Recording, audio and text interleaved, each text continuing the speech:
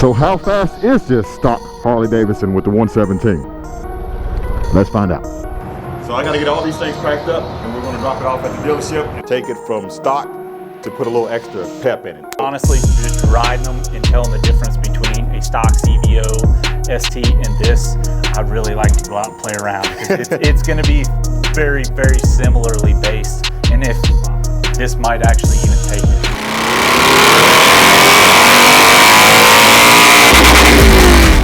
Back down like my mule, roads clear, tank full, kick back with my feet up. I twist back and I speed up. Left lane, pipes full, move fast but it's got more. Clear skies. Thank you, Lord, I'm gliding. Perfect day for riding. 500 in front of me and I'm right here where I wanna be. It's a beautiful day and I thank God for it all. I'm traveling tall. Today's video is going to be an awesome video. First time coming to the channel, my name is Tall and this is YouTube channel Traveling Tall, and that is my 2024 Harley-Davidson Road Glide, all blacked out. The bike, besides the suspension that you can obviously see on the back, is completely stock. Usually when I get a motorcycle, you know I don't keep a stock bike. You know what I do with it. I put some performance upgrades on it. This is a 2024 and we're going to do some performance upgrades going back to the dealership to get this bike upgraded. How fast is this stock Harley-Davidson with the 117? Let's find out. This ahead of time, the stock Harley-Davidson 117 on these 2024 road glides and street glides are way faster than the 117s that were on the previous year models. However, even though it's fast, I like to get a little something extra out of mine. Now guys, if you don't have a draggy GPS I don't know, GPS device, you need to get one. Shows 0 to 60 times, quarter mile times, 8 mile times. But here we go. This is a nice little straightaway right here on this little road. Let's get this thing setting straight and launch it. See if we can get it up to 60. It's in sport mode. You ready?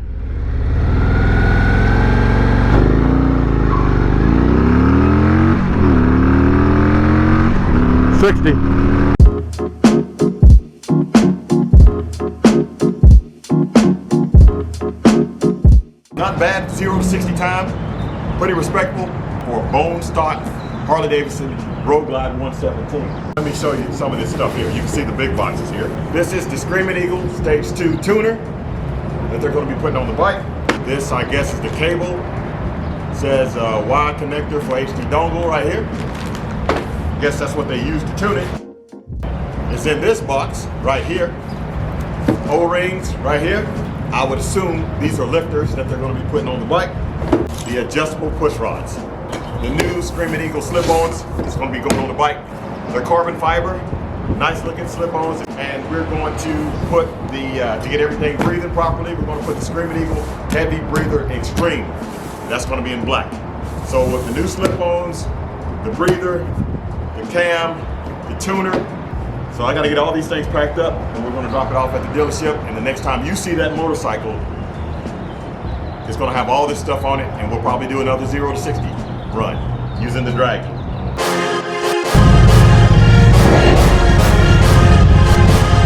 We about to ride. It's that time of year again. Traveling Tall's Run to the Hills 4. If you missed the first one, second one, and the third one, do not miss the fourth one. It's going to be bigger and better this year, with rides leaving Friday and Saturday from Bootlegger Harley-Davidson. Riding Harleys all over the place, that's what we do.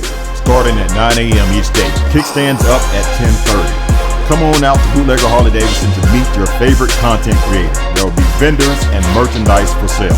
The ride is free, but Friday night we're going to be having a banquet with good food, special guests, and giveaways. Make sure you hit the subscribe button and the notification bell to be notified when tickets become available. We have limited seating, and last year they sold out quickly. And to book your stay at the host hotel, make sure you click the link in the description below. You like motorcycles, you like to ride, you like to meet good people, then this event's for you. Everyone is welcome, but ride responsible and ride at your own risk. June 7th and 8th, 2024, Traveling Tall's Run to the Hills 4. You're invited, and share this post with your friends. I hope to see you there. Keep gliding, and as always, have a blessed day.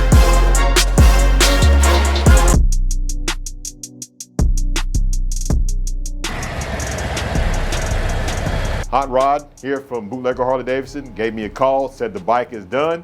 We're about to give you guys a dyno pull, and then I'm going to talk to Hot Rod. He's going to tell us a little bit more about the motorcycle, everything that he's done to it. You want to do the dyno pull first, or you want to talk about what we've done? Let's go ahead and talk about it, might as well. Okay, go ahead. 2024 Road Glide. We did the Screaming Eagle 511 cam.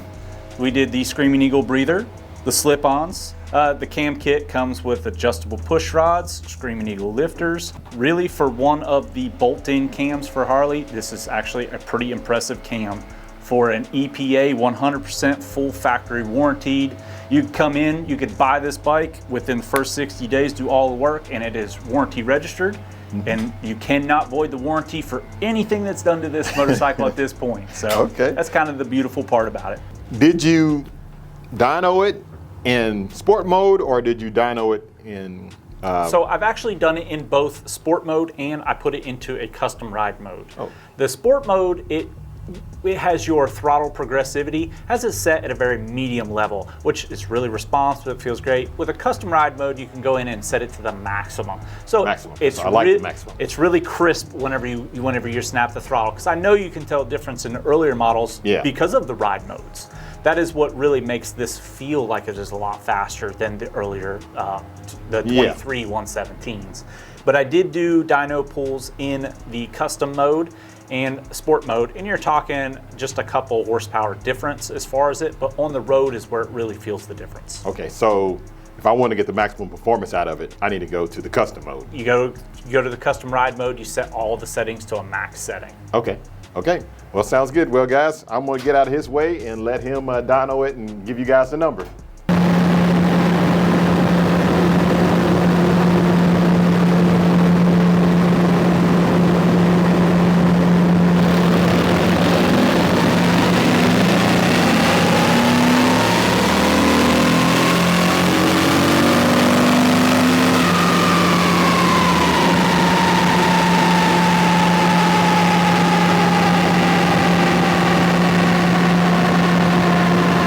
It ended up making 114.04 horsepower and 125.04 foot-pounds of torque. Wow. Now it is a 6-gear pull. In order to do 6 gear with these newer ones, I did have to disconnect the rear ABS sensor. Factory limited, being it's the EPA tuner, at 110 miles an hour. But I get to 110 a lot quicker now. Oh, you're gonna get to 110 a lot quicker. Okay. Guys, I also want to show you, it is SAE chart. You want to look for that. If you have someone who is giving you a dyno sheet in standard, they're inflating the numbers. Don't fall for that. So this is SAE with a 5% smoothing rate, right? Yep.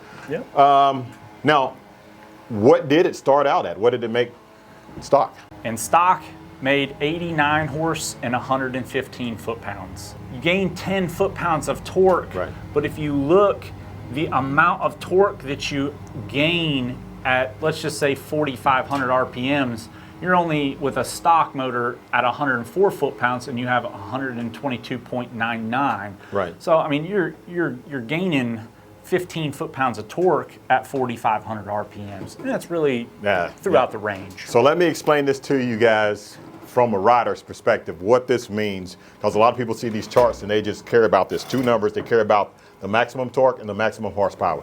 So here's the thing. Right here, where the red line is, that's where the torque was starting to fall off. Right here, about 2,500 RPMs, it continues to go, it starts to separate from the red line, and it continues to ride out a little bit more. So when it was stock, the power was leaving right there. You wasn't feeling that pull that you was feeling, that you felt down here at 2,500. You start losing that about 3,000, 3,500 and all that. Well, with the torque, but still pulling pretty strong as it's going up and up and up and carrying this same torque out to about 4,600 before it starts falling off. And the way I ride, I'm not shifting at 3,000 RPMs. That was okay. The stock configuration was okay for people that shift at 3,000 RPMs. I don't shift at 3,000 RPMs. I carry it out a little bit longer. So now I'm still making maximum torque here to about 4,600 RPMs. That is when you're passing a big truck, you're merging on the interstate, holding it in, letting it rev out a little bit more, you're going to feel that power, you're going to feel the torque. Now, the horsepower here, right here, it stayed together to about 3,000 RPMs, and then it keeps on rising and rising and rising, and the biggest gap is between here. Yeah, where it nosed off at 5,500 before with 87 horsepower is now at 113.75 horsepower. So you're definitely going to feel the horsepower. You're going to feel the torque. You're going to feel the horsepower. So if you go back and look at some of the dyno runs that people have been doing on the new Road Glide CVO ST, they're right at these numbers, right? it is. It's all over it. And So- honestly, just riding them and telling the difference between a stock CVO ST and this, I'd really like to go out and play around because it's going to be very, very similarly based. And if this might actually even take it. Well, okay. You never know. We have to find out. But here's the thing. The reason why I think it will, because the Road Glide CVO ST is not going to have a torque curve like this. It might make peak numbers like this, You're but it's correct. not going to have that torque curve like this. Yep. So where it starts to fall off, this one is still going. Now, but the only way there's all this dyno stuff, yeah, the only way to find out is to find out. So I'm going to find out. We're not going to be racing on the street. We're going to find out at the track.